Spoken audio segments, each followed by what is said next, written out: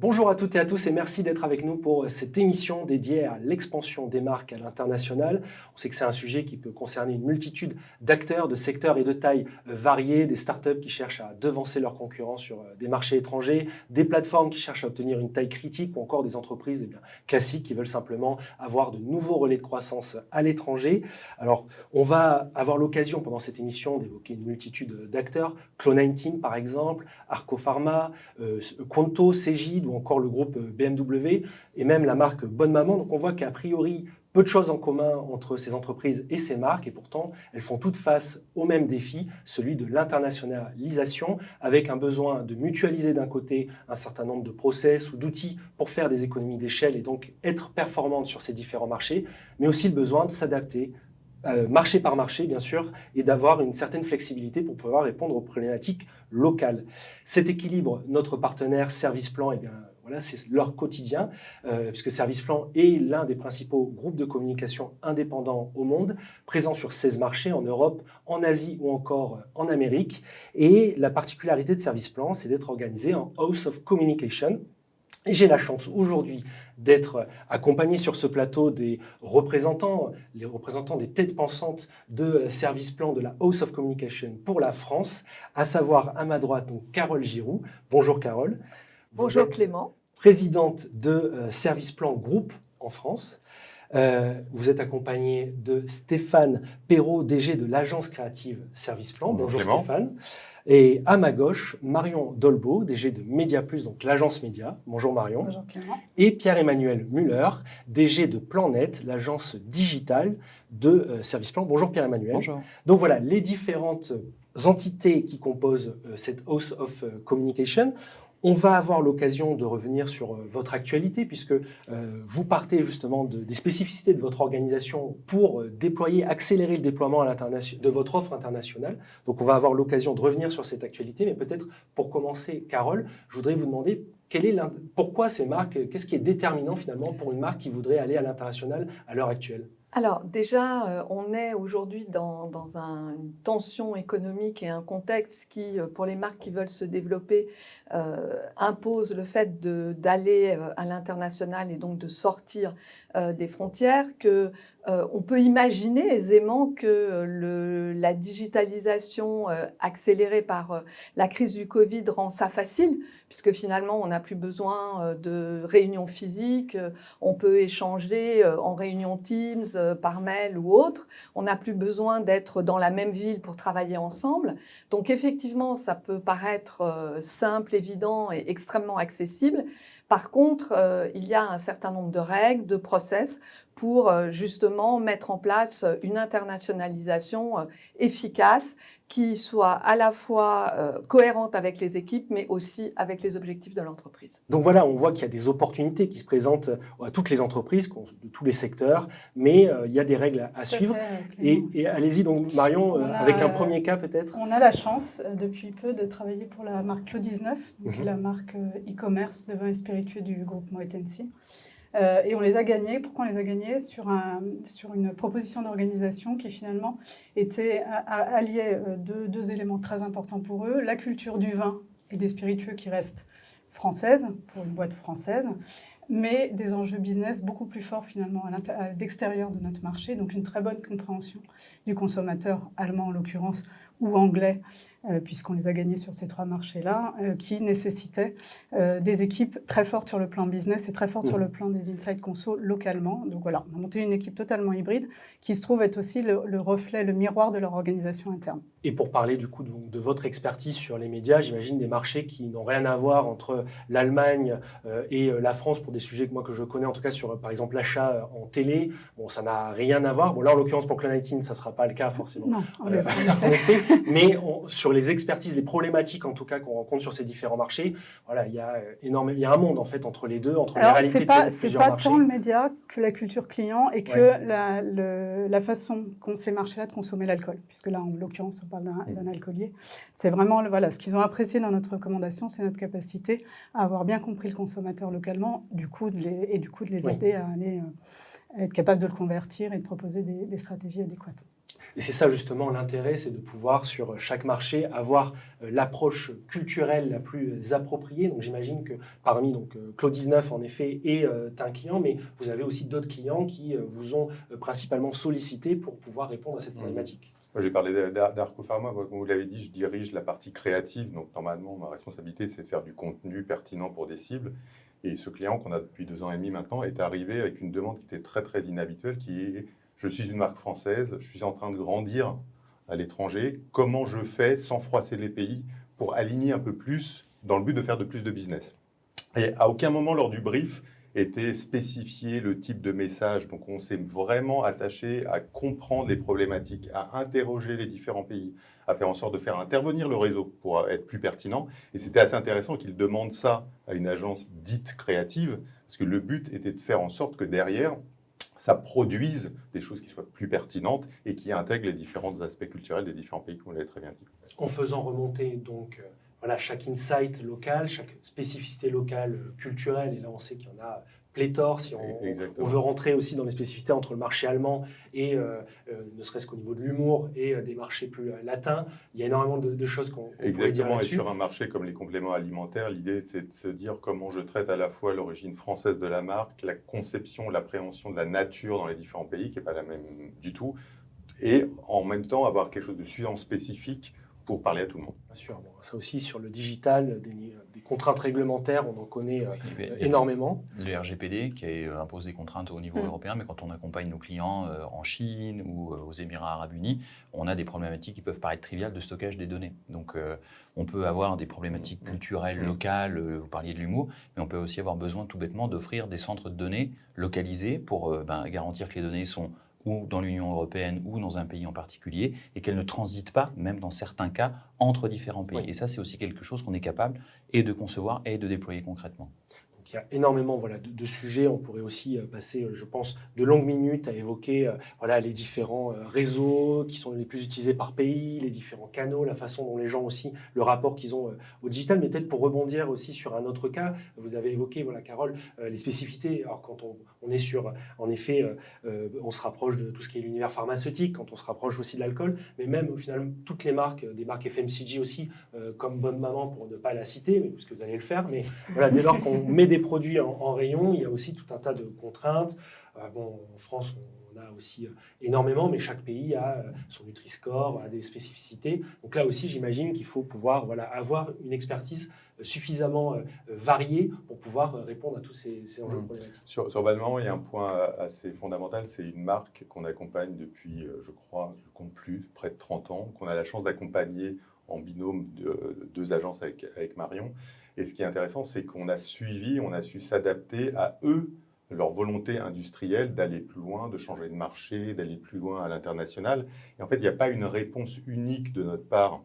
Selon les marques, on va vous dire exactement la méthode Service Plan. On analyse beaucoup la manière de faire des clients. Marion a dit l'effet miroir de l'organisation. Bonne Maman, ce n'est pas Arco Pharma. Bonne Maman n'est pas né international. Mais réussir à exporter en comprenant comment ça fonctionne, en ayant un rôle peut-être un tout petit peu différent, plus garant, parce qu'on doit laisser la liberté au pays. Ça, c'est aussi un point de force, parce que la configuration qu'on a là, ensemble autour d'une table, en fait, c'est ce qu'on fait pour nos clients.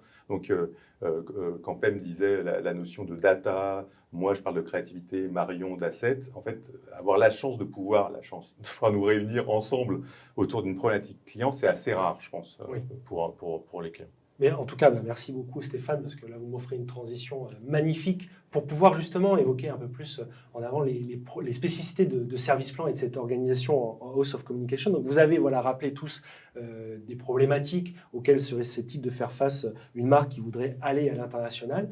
Carole, pourquoi est-ce que le groupe Service Plan est le plus à même justement d'accompagner ces marques à l'international? Alors, le groupe Service Plan est un groupe absolument unique. Parce que d'abord, c'est un groupe d'entrepreneurs qui, avant son implantation internationale, a imaginé et part du principe que quand on associe des expertises, que ce soit l'expertise média, que ce soit l'expertise digitale, que ce soit l'expertise branding, avec des personnes qui portent cette expertise et qu'on les fait travailler ensemble, qu'on les fait réfléchir ensemble, qu'on les fait produire ensemble, conseiller les clients ensemble. On arrive à des solutions qui sont plus efficaces, plus pérennes et plus internationalisables aussi. Et donc, le groupe Serviceplan est toujours implanté sous toujours le même système qui sont des House of Communication, donc une maison avec un toit. Et sous ce toit, on a toujours l'agence média, l'agence digitale et l'agence de branding ou créative. Concomitamment à ça, le groupe s'est développé à l'international parce que c'est un groupe d'origine allemande et on disait que nos clients, pour se développer, veulent aller à l'international. Et bien là, c'est exactement la même chose. Et donc, comment se développer à l'international? Eh bien, c'est très simple, sur le même modèle, avec des entrepreneurs dans chaque pays et dans chaque implantation, c'est-à-dire dans 16 pays aujourd'hui. Donc, comme vous l'avez dit, aux États-Unis, en Asie et bien évidemment très fortement en Europe, puisque c'est quand même notre pays cœur, on va dire, on va appeler ça un pays là où est notre cœur. On a toujours une implantation en House of Communication avec des entrepreneurs qui animent les équipes d'experts, qu'ils soient médias, digitaux ou branding. Et donc, ça nous permet d'accompagner de très grandes marques, comme BMW, dont Pem pourra vous parler tout à l'heure, mais également des marques qui décident d'aller ensuite ailleurs, à l'international, mais à la hauteur, à leur vitesse, sans obligatoirement leur imposer un modèle, puisque nos équipes ont un principe de fonctionnement qui est l'agilité, puisqu'ils ont l'habitude de travailler ensemble, entre pays et entre métiers. Et c'est ce que disait justement Stéphane pour Bonne Maman, accompagner le client à son rythme, au développement l'ouverture de nouveaux marchés, le développement de nouveaux produits, des innovations Et si je peux vous alimentaires. interrompre, en plus, c'est génial pour les équipes. Oui. C'est, voilà, à la fois avec nos collègues des autres pays et à la fois de pouvoir discuter avec des experts médias quand vous êtes un créatif et inversement. Vous enrichissez les uns les autres des idées créatives, des problématiques qui vont être rencontrées dans un pays. Ça va peut-être vous donner en effet des pistes pour répondre à vous d'autres problématiques dans un autre pays. Alors, on a vu un petit peu, on voit aussi dans votre façon d'interagir ce qui fait la spécificité de la House of Communication France.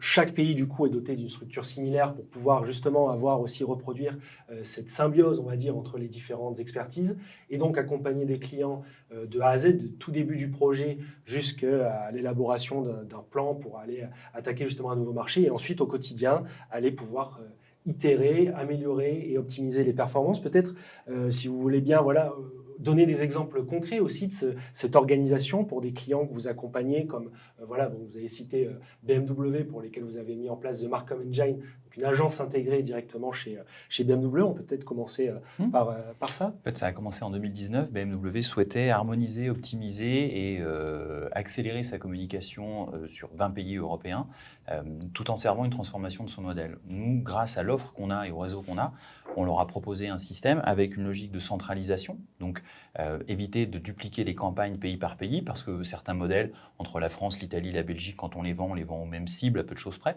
donc on évite de faire des shootings. Et donc on a proposé une première couche avec des hubs de contenu centralisés, des hubs de contenu pour la radio, pour la télé, des modèles de strat média, et derrière, tout un framework, une architecture de travail avec même des profils RH à dupliquer dans les pays, avec des tickets d'action, ce qui fait qu'on gagne du temps quand on doit définir des plans marketing. Et puis à côté de ça, il y a eu un planning de rationalisation parce qu'on ne va pas dans la même vitesse dans tous les pays. C'est ce qu'on expliquait tout à l'heure, on ne veut pas pousser le Luxembourg et la France à la même vitesse parce que les marchés n'avaient pas la même maturité, les mêmes équipes. Et puis on accompagne aussi les marchés dans l'adaptation et la déclinaison parce que parfois, on ne va pas avoir besoin d'adapter beaucoup les messages en social media entre l'Allemagne et l'Angleterre, mais entre la France et l'Italie, ça ne va pas du tout être la même chose. Donc on a accompagné cette transformation lentement mais sûrement en uniformisant aussi les marchés, ce qui permet en termes de médias maintenant d'avoir des métriques comparables entre pays.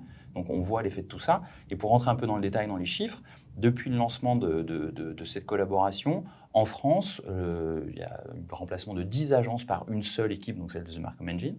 Et si on est dans du très concret, le trafic organique web a augmenté de 80% dans son taux de conversion et la lead gen a été multipliée par 2. Donc ça ne veut pas dire que quand on centralise et on a une certaine uniformisation, qu'on fait ou au rabais ou quelque chose qui ne marche pas bien. Ça marche beaucoup mieux depuis qu'on a mis en place ce système-là. Parce que justement, vous pouvez avoir cette approche commune en matière de SEO ou de SIA, d'achat programmatique sur différents marchés, tout en gardant quand même une spécificité dans les messages et les problématiques terrain qui vont pouvoir être Moi, si je peux adressées. compléter le propos de Pierre-Emmanuel par une anecdote assez rigolote. C'est-à-dire que là, on parle d'adaptation culturelle. Il y a aussi des adaptations culturelles internes à prévoir. Donc là, par exemple, on a formé toutes nos équipes à ce qu'attendent des professionnels allemands en termes de process de travail. Donc, être à l'heure. Répondre dans les lignes, utiliser bon format, qui ne sont pas forcément les priorités dans une relation professionnelle quand on est un professionnel français. Et donc on a formé nos équipes jusque-là pour qu'ils qu'ils puissent à leurs clients français, mais eux-mêmes managés par un central allemand, être capables de coacher toutes les cases sur le plan purement relationnel professionnel. Il y a aussi un autre point, je trouve, qui est très spécifique à notre organisation, c'est qu'on a déplacé la relation client, c'est-à-dire qu'on l'intègre, quel que soit le type de sujet, beaucoup plus en amont. Quelque chose d'énorme comme The Marcom Engine, ça a été fait en prenant le client, travaillant avec lui, mais c'est aussi le cas pour des bonnes mamans où on est très très en amont, on n'est pas dans une logique où le client nous brief, on attend, on va... Et ça, c'est très, très spécifique. Il arrive même qu'on intervienne au niveau du business plan. C'est-à-dire qu'on travaille aussi sur dans quel pays, stratégiquement, il vaut mieux allouer son budget. Parce qu'il se trouve qu'en tant qu'entreprise internationale, on a accès à de la data que les clients ne peuvent pas forcément s'offrir, surtout quand ils explorent une expansion internationale. Donc, on peut intervenir vraiment au niveau stratégique business dès le démarrage grâce à notre data. Et c'est là tout l'intérêt de ce que j'ai compris, en tout cas de votre fonctionnement quand on a échangé, c'est que vous faites cette co-création en allant sourcer des compétences dans tel pays, mais en les mettant aussi en confrontation avec des créatifs espagnols, des planeurs médias allemands, et essayer justement d'avoir une base en tout cas assez commune qui sera ensuite appliquée pays par pays. Alors oui, il y a des compétences, mais il y a aussi, parce que l'humain est au cœur du système, bien sûr, mais pour que ça fonctionne, on a besoin d'outils et de process. Et c'est une des forces du groupe, c'est-à-dire qu'on met au service des clients des outils qui vont déjà à l'analyse des données pour, par exemple, évaluer le potentiel d'un marché et également le ticket d'entrée pour rentrer sur ce marché, par exemple, avec le potentiel en regard. Donc, c'est des outils qui sont de base de données qui sont très en amont et qu'on utilise pour l'ensemble des pays, donc qui permet aussi d'avoir des référents communs. Donc l'humain est au cœur, mais la force aussi, c'est que on a mis en place à la fois des outils amont, des process, des méthodes de gouvernance. Quand Pem parlait justement de BMW, il y a toute une approche de la gouvernance. Quand vous imaginez, vous aviez des agences dans tous les pays et que du jour au lendemain, non seulement il n'y a plus d'agences, mais chez le client, les équipes marketing et communication sont réorganisées. Il faut accompagner ce changement et donc tout ça également existe au sein du groupe et est porté par les équipes du groupe. Peut-être aussi pour continuer à enrichir les exemples que vous avez donnés avec BMW, c'est très intéressant parce qu'on voit un groupe étranger, que vous les accompagnez en tout cas sur le déploiement spécifique pour la France, mais vous accompagnez aussi donc des entreprises françaises dans leur déploiement international, donc peut-être Cegid et Conto aussi que vous vouliez évoquer pour donner des exemples aussi sur les réponses opérationnelles que vous avez apportées à ces entreprises. Sur Cegid, là encore, ça permet de définir des problématiques très très différentes. Marque leader française de software B2B, leur problématique était non seulement je suis en train de grandir à l'international, mais je suis aussi en train de racheter des marques qui ne sont pas Cegid. Donc il y avait une double problématique, expansion et comment faire passer des publics d'une marque à l'autre sans que ce soit perturbant. On a un défaut, je trouve que dans nos potentiels, dans nos organisations, dans notre métier, c'est de répondre trop vite aux clients. Là, on a passé beaucoup plus de temps à définir la problématique, les méthodes, à intégrer les pays avec un système qui peut paraître basique de workshop où on est allé co-construire l'ensemble des argumentaires pour que, au moment où on se met à travailler, on sait déjà que tous les pays sont d'accord. Donc, ça peut paraître étrange parce que ça nous impose de dire aux clients, attendez, on ne va pas répondre tout de suite, on va d'abord challenger la problématique, échanger avec vous. Et ça, c'est un point très particulier lié à Cegid. Et ça devient un système qui est derrière beaucoup plus simple parce qu'il est duplicable à l'infini sur tous les briefs qui nous soumettent actuellement. Conto, on n'est pas très loin de Cegid Oui. en termes de métier et de cible. Donc Conto, c'est une néobanque française maintenant assez connue, un peu grâce à nous, maintenant assez connue, mais qu'on accompagne vraiment depuis ses débuts en communication et qui avait l'enjeu d'aller assez vite parce que c'est des modèles qui se dupliquent très facilement à l'international. Il n'y a pas grand-chose à faire à part traduire. Mais qui avait quand même le défi d'être une banque jugée crédible par un marché allemand. Ce que m'ont de temps en temps dit les Allemands, c'est que finalement les Français, on était plus crédibles sur Claude 19 que sur Conto. Donc voilà, donc on les a accompagnés. Et là aussi, avec vraiment cet enjeu de bien comprendre les sites B2B, parce que c'est très particulier, hein, la relation aux marques B2B. Donc bien comprendre ces enjeux-là, mais quand même avec un besoin du client qui n'avait pas les moyens de développer dès le début des équipes partout, et notamment en Allemagne. Donc ce besoin de centraliser, ce besoin d'homogénéité, etc. Qu'on a été capable de proposer un peu le meilleur des deux mondes avec notre organisation interne. J'aimerais aussi qu'on insiste un peu sur la partie, parce qu'on parle beaucoup de process, de coworking, d'équipe, sur toute la partie créative, parce que effectivement, là, le poids culturel est très fort. Du coup, pour apporter une réponse pertinente sans tout lisser, parce que s'il faut que ça marche partout, au final, il n'y a plus d'aspérité, plus d'émergence. Et donc, notre travail, c'est justement de trouver l'équilibre dans ce qui doit être le socle commun et ce qui peut être justement le petit supplément qu'on va retrouver dans certains pays pour être à la fois respecter la cohérence de la marque, mais respecter aussi son efficacité et sa cohérence par rapport au pays dans lequel on se trouve, que ce soit en Corée ou en Allemagne. Donc ça aussi, c'est possible parce que les créatifs de toutes les agences qui sont à ce moment-là impliquées dans la réflexion travaillent ensemble. Alors, on parlait de digitalisation. On n'est pas obligé justement d'aller tous à Séoul ou tout le monde venir à Paris. On peut tout à fait travailler ensemble à distance pour co-construire et apporter justement à la fois ce socle et ces aspérités qui vont permettre d'être efficaces. Bon, les femmes et les hommes restent, mais les idées circulent en tout cas, et c'est très intéressant. Merci beaucoup à tous d'avoir partagé avec nous voilà, ces exemples-là. Tout ce que vous venez de présenter et qui fait la spécificité de Service Plan, donc vous le formalisez au travers d'une offre internationale que vous déployez actuellement. Peut-être un mot en conclusion, Carole, sur voilà, quel est le positionnement vraiment de cette offre, quelles sont les entreprises que vous cherchez à aller toucher avec cette offre. Finalement, c'est vous présenter comme le guichet unique pour l'extension internationale. C'est bien ça? Le guichet unique, je ne sais pas, je ne trouve pas ça... On peut dire ça, la porte d'entrée, oui. La porte d'entrée et l'ouverture au monde.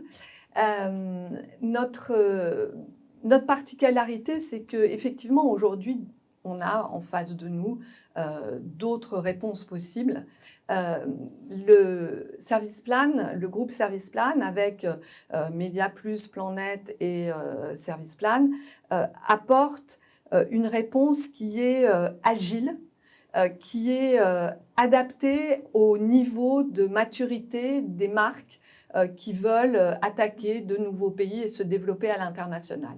Et donc, on est finalement la solution entre les grands groupes qui ont un réel savoir-faire, mais qui sont souvent difficilement accessibles pour des raisons de budget et puis aussi pour des raisons de disponibilité et d'agilité d'équipe.